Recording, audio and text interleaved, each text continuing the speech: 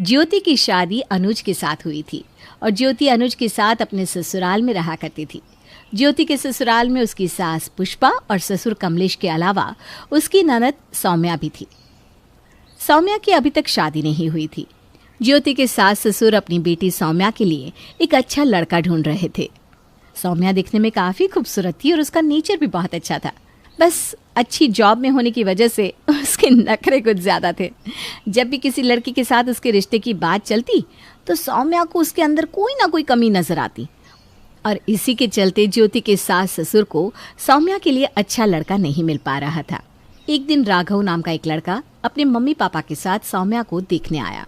सौम्या, ये लाल वाली साड़ी पहनो, तुम पर बहुत सुंदर लगती है। देखना, एक ही बार में लड़का पसंद कर लेगा तुम्हें।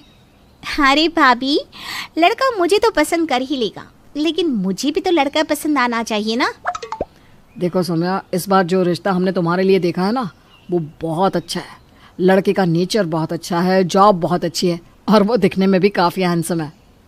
भैया, ये बात तो लड़के से मिलने के बाद ही पता चलेगी ना कि वो दिखने में अच्छा है और जो भी आप कुछ कह रहे हैं वो सब सच है।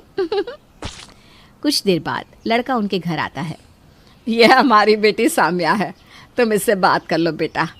और अगर तुम एक दूसरे को पसंद करते हो तो हम तो चट मंगनी पट ब्याह करने के लिए भी तैयार है। जी आंटी, जैसा आप कहें। कुछ देर के बाद सौम्या और राघव आपस में बातचीत करके वापस लौट कर आते हैं। सौम्या बेटा, अब बताओ तुम्हें राघव पसंद है या नहीं? देखो सौम्या बेटा, हमने तो तुम्हें अपने घर की बहू मान लिया है।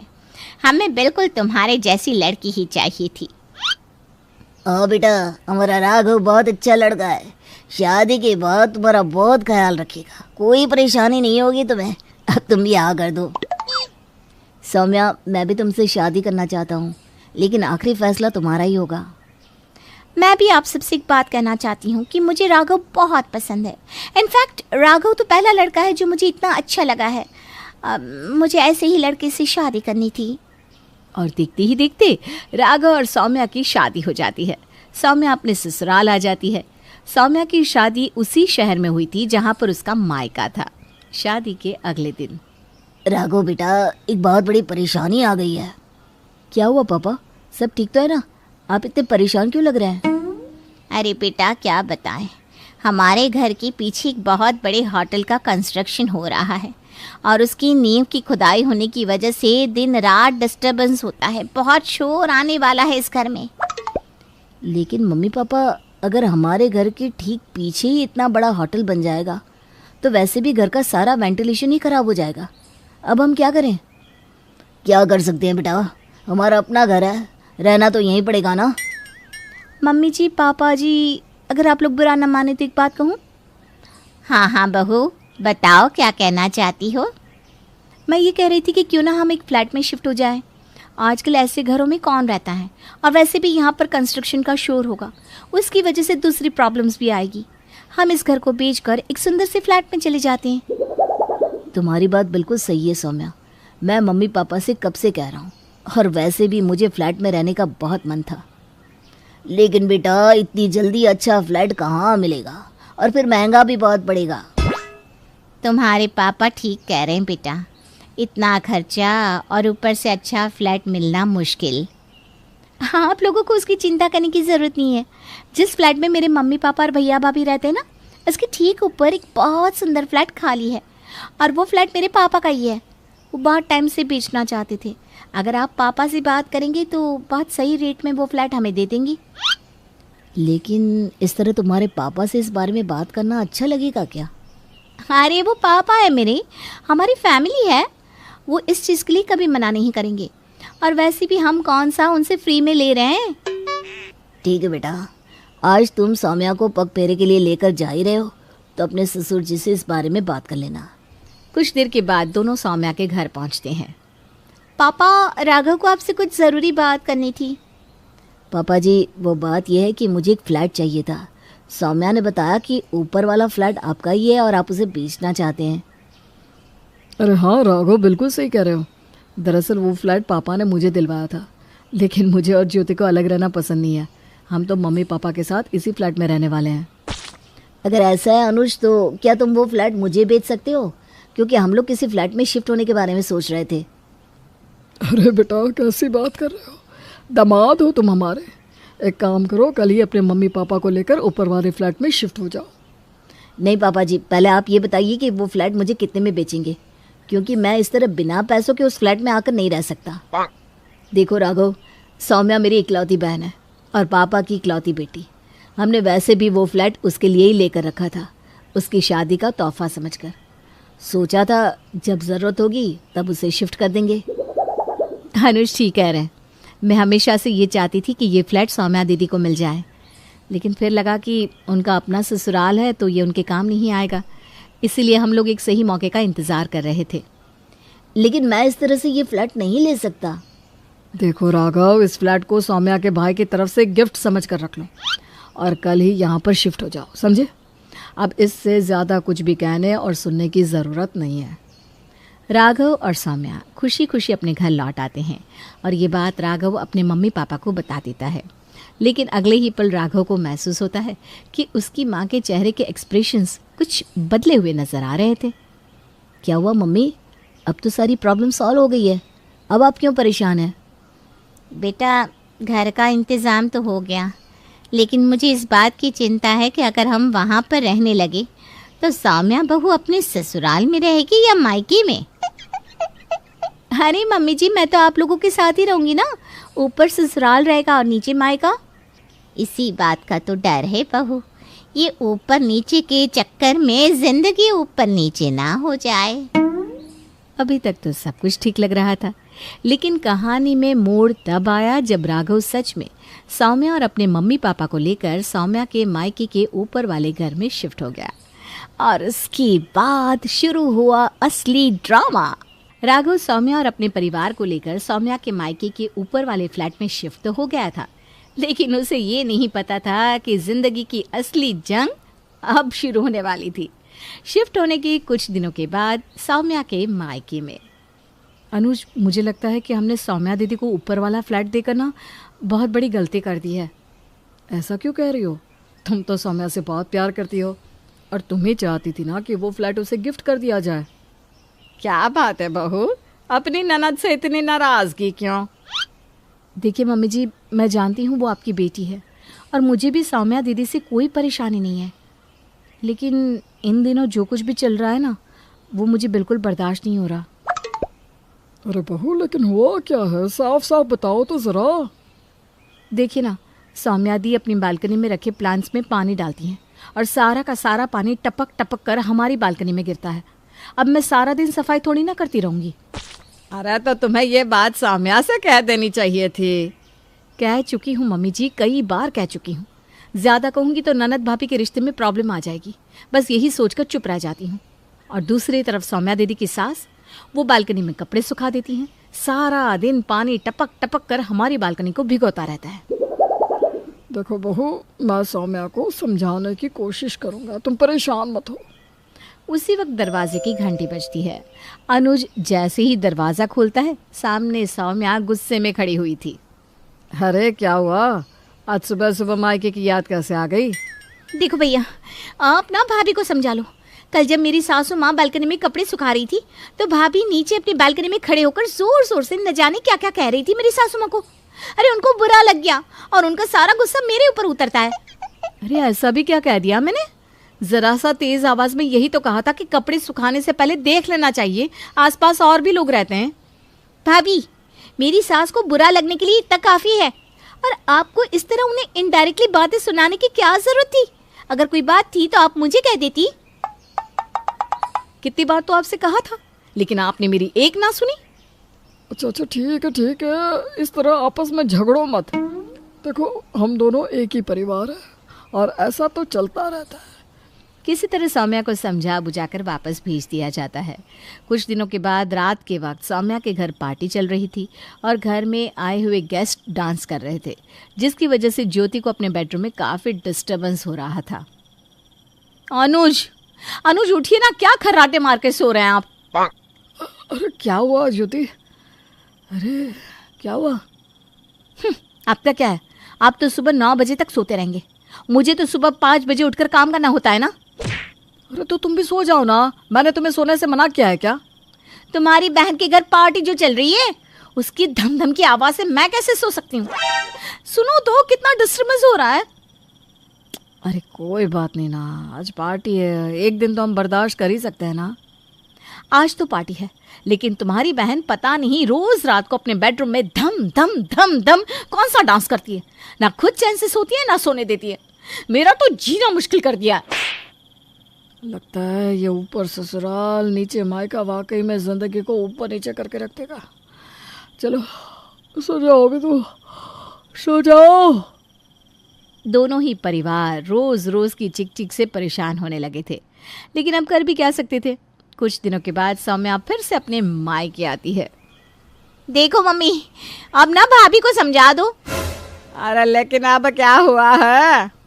भाभी की वजह से ना हम लोग बहुत परेशान हैं। परेशान मेरी वजह से आप नहीं, आपकी वजह से हम हैं। कभी आप पार्टी करती हैं, कभी बालकनी का पानी हमारी बालकनी में गिराती हैं।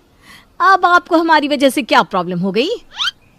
भाभी ये जो आप प्याज लहसुन का तड़का लगा लगा कर किचन की खिड़की खुली छोड़ती है ना, सारी खुशबू हमारे किचन में आती है। आप प्याज लहसुन खाती है, मेरे ससुराल वाले नहीं खाते।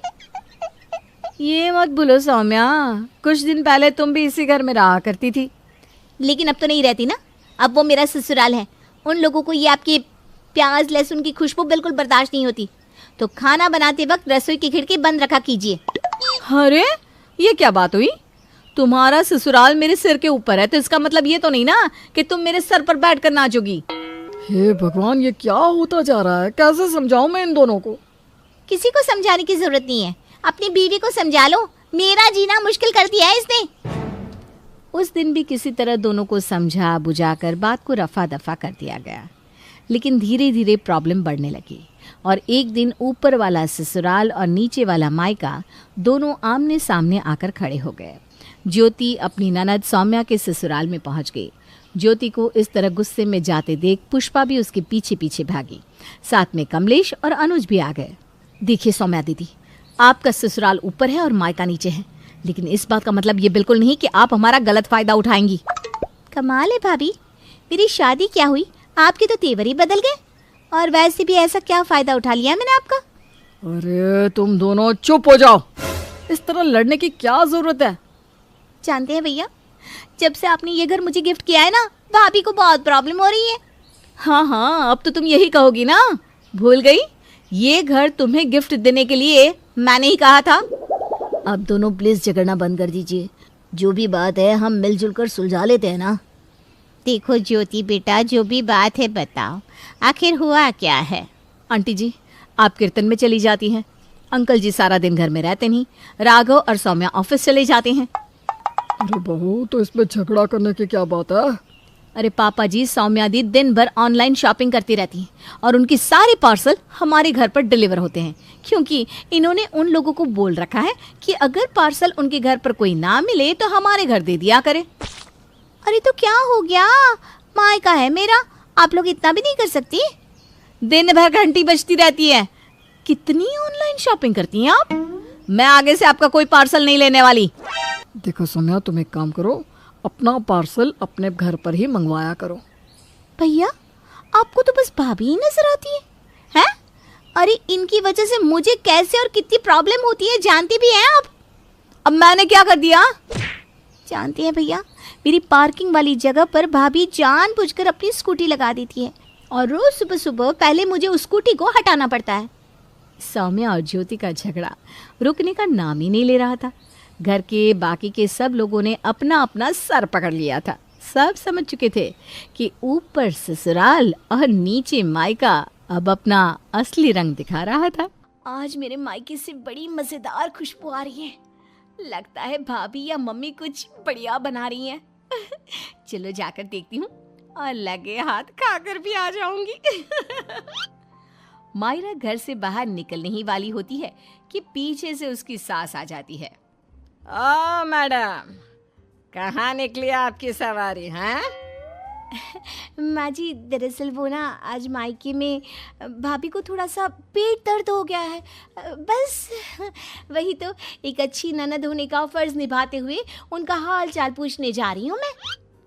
कोई जरूरत नहीं है, रोज तेरे मायके में किसी न किसी की तबीयत खराब हो ही जाती है और रोज तू फुदक के चली जाती है।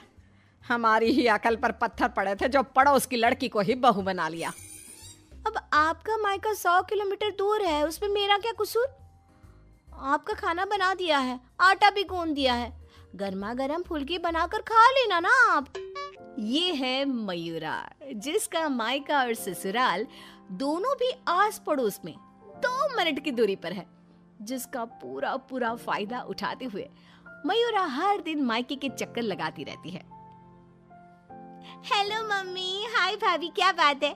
आज तो बड़े ही शाही और लजीज पकवान बने जा रहे हैं। कोई दावत शावत है क्या आज हमारे घर पर? खुशबू आई नहीं कि चली आ गई महारानी चींटियों की तरह सूंघती हुई। अरे बेटा, तेरे भाई का प्रमोशन हो गया है, इसी खुशी में उसके मनपसंद पकवान बना रहे हैं। बस आ जाती तू भी, दामाद जी और समधी समदन जी को भी न्योता दे दे। पर मम्मी जी, हमें थोड़ी ना पता था कि ये सब आएंगे। मैंने तो वैसे भी खाना कम ही बनाया है। क्या भाभी, अब आपको ये तो पता है कि मेरा ससुराल पड़ोस में ही है, और आपको तो मैंने कह कर रखा है ना कि मेरे 2 एक्स्ट्रा फुलके सेक कर रख दिया करो। मुझे मम्मी के हाथ की बनी सब्जियां कितनी पसंद है। आई बड़ी महारानी। ऐसे ही मयूरा आधा दिन अपने ससुराल में और आधा दिन अपने मायके में गुजारती रहती। एक दिन सुबह नाश्ते के दौरान मयूरा के ससुर धनराज और पति श्लोक, अरे मयूरा, ये क्या? ये पराठा तो आधा कच्चा है और मेरा पराठा तो कुछ ज्यादा ही एक्स्ट्रा पक गया, जो जल गया है, कोयले से भी काला हो गया। ये तो होगा भी क्यों नहीं। ये करम जली सुबह सारा काम ऐसे ही फटाफट गड़बड़ी में जैसे तैसे निपटाकर अपने मायके भाग जाती है। इससे क्या फर्क पड़ता है? सास को अगर चक्कर आ गए दिन दहाड़े, तब कौन आएगा बचाने? ओ कम ऑन माँ जी, चक्कर, और वो भी आपको? दिन भर आप हर आधे घंटे में कुछ न कुछ खाती रहती हो और फिर भी मुझे ताने कस रही हो। Very bad. तो तू कौन सी गुड है? आई बड़ी। वहां मायके के घर में वंदना अपने पति यानी मयूरा के भाई गोपाल से कहती है, गोपाल, तुम ना तुम्हारी प्यारी बहन को समझा कर रखो। अरे तीज त्योहार, रक्षाबंधन, दीपावली, इन सब पे अपने मायके आए तो ठीक लगता है, लेकिन ये मैडम, ये तो रोज ही चली आती है मुंह उठाए।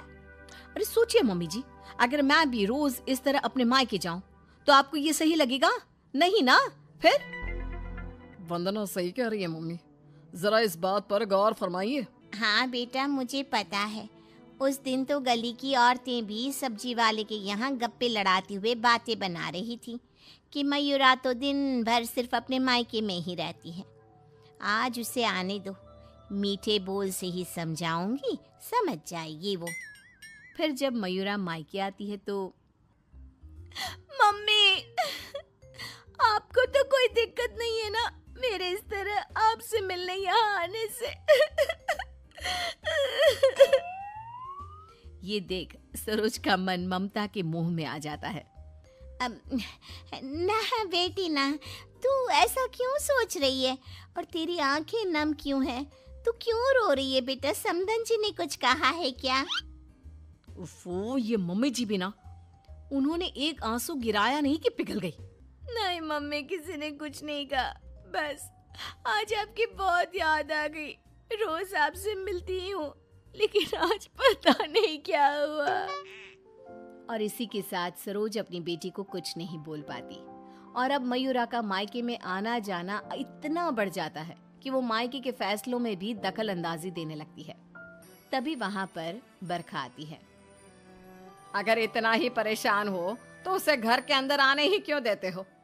वो एक पांव अपने मायके की नाव में रखती है और एक पांव अपने ससुराल की नाव में। अगर एक नाव हटा दे तो ना चाहते हुए भी उसे दोनों पैर एक ही नाव में रखने होंगे ना। हाँ काकी, एकदम बराबर बात कर रही हैं आप। लेकिन समधन जी, आप अपनी बेटी के मुंह पे दरवाजा लगा पाती क्या? देखिए, मुझे वो सब नहीं पता। अब उसका पूरा संसार उसके ससुराल में बस चुका है। उसे वहां ध्यान देना चाहिए, ना कि इधर मायके में। और इसलिए आप ही हो, उसे यहाँ आने पर आप ही को रोक टोक लगानी होगी। बस यही कहने आई थी। नमस्ते। अगले दिन ससुराल में बरखा की तबीयत खराब हो जाती है और मयूरा उसे बिस्तर पर ऐसे ही छोड़कर मायके भागती है। चली गई मायके, अपनी बीमार सास को बिस्तर पर छोड़कर, निकम्मी कहीं की। रात में जब धनराज और श्लोक दफ्तर से घर लौटते हैं तब वो देखते हैं कि मयूरा घर पर नहीं है और बरखा अपने कमरे में बुखार से तप रही है। और तो और घर में कुछ खाना तक नहीं बनाया है। आज तो हद ही कर दी मयूरा बहू ने। अरे काम काज का नहीं, लेकिन कम से कम अपनी सास की तबीयत का तो लिहाज रख लिया होता। कोई फिक्र, कोई चिंता नहीं। आप ही ने तो चुनी थी ना ये बहू। कुछ देर बाद मयूरा अपने ससुराल वापस आती है। मयूरा, घड़ी देखी तुमने? हाँ, घड़ी में 2 सुइयां एक साथ कितनी प्यारी लगती है ना। बिल्कुल आपकी और मेरी जोड़ी की तरह। मैं मजाक के मूड में बिल्कुल नहीं हूं मयूरा। तुम्हारा ये मायके से ससुराल, ससुराल से मायके घूमने का तमाशा बहुत हो गया। ये सब कब खत्म होगा? तुम्हें अंदाजा भी है, माँ अंदर 103 बुखार से तप रही है और तुम सुबह से अपने मायके में हो। बहू, अच्छा होगा कि तुम मायके जाना कम कर दो, वरना कहीं ऐसा ना हो कि एक दिन दोनों तरफ की रिश्तों की डोर टूट जाए और तुम बीच में ही लटकी रह जाओ। जी पापा जी, आप टेंशन मत लो। मैं मायके जाना तो नहीं छोड़ सकती, लेकिन मैं अपना बहु धर्म अब अच्छे से निभाऊंगी। मैं रोज माँ जी का एकदम हल्के नाजुक पत्ते की तरह ख्याल रखूंगी और आप लोगों को शिकायत का मौका भी नहीं दूंगी। पर मयूरा तो आखिर मयूरा है, इतनी जल्दी कैसे उसे किसी की बात समझ में आ जाती? ये तो उसके डिक्शनरी में था ही नहीं। पहले वो बिना कोई काम किए मायके चली जाती थी और अब कभी कुकर को गैस पर रखकर तो कभी कपड़ों को आधे में धोता छोड़कर मायके चली जाती। उसकी इन हरकतों से ससुराल और मायके वालों को तो पहले से ही परेशानी थी।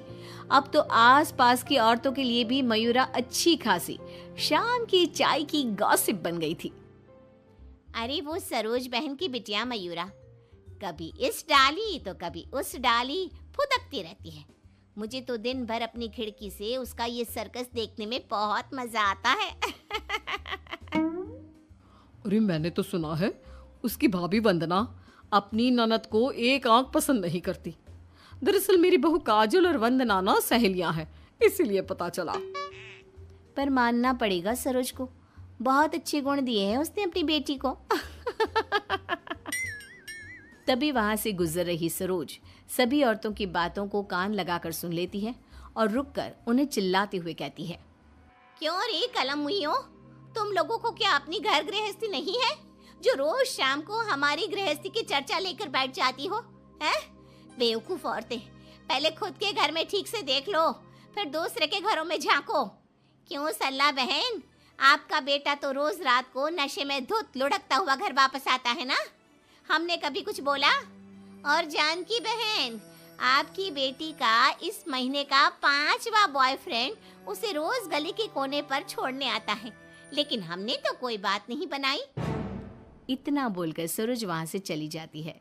लेकिन अब पानी सर के ऊपर जा चुका था और थक हार कर परेशान होकर दोनों परिवार वाले आपस में एक साथ मिलकर मयूरा के बारे में बात करते हैं।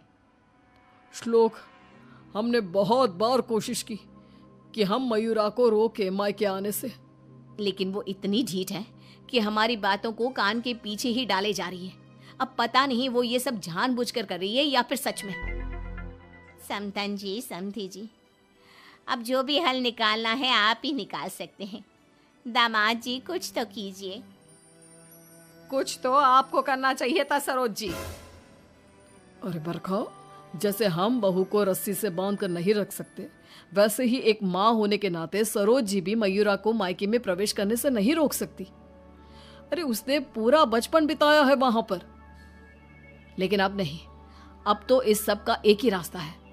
जो काम मैंने 1 साल पहले नहीं किया था वो मैं अब करूंगा। ऐसा क्या कर लेगा तू बेटा? मुझे कंपनी की तरफ से चिरौलीपुरा में ट्रांसफर लेटर दिया गया था, वो भी दुगनी सैलरी के बेसिस पर। लेकिन 1 साल पहले आई इस ऑफर को मैंने मयूरा की खुशियों के लिए ठुकरा दिया था, क्योंकि अगर हम यहाँ से कहीं और जाकर शिफ्ट हो गए तो वो अपने मायके को मिस करेगी। तभी शादी भी नहीं थी, और अब ऐसा कुछ भी नहीं है। तो तुम ये कहना चाह रहे हो कि तुम सब यानी मयूरा के ससुराल वाले अब उसके मायके से दूर चले जाएंगे? जी हाँ, मैं इस ऑफर को अभी भी एक्सेप्ट कर सकता हूँ, और फिर हम सब यहाँ से चले जाएंगे। अब हम और कर भी क्या सकते हैं?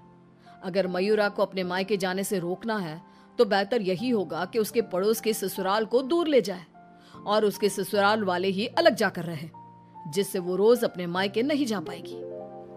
सभी श्लोक के इस फैसले पर सहमति जताते हैं और फिर मयूरा अपने पति की ट्रांसफर की वजह से शिफ्ट होने की बात को साधारण समझकर अपने मायके से दूर चली जाती है। जो भी कहो, सही मायनों में बहू विदा करके तो मैं अब लाई हूँ।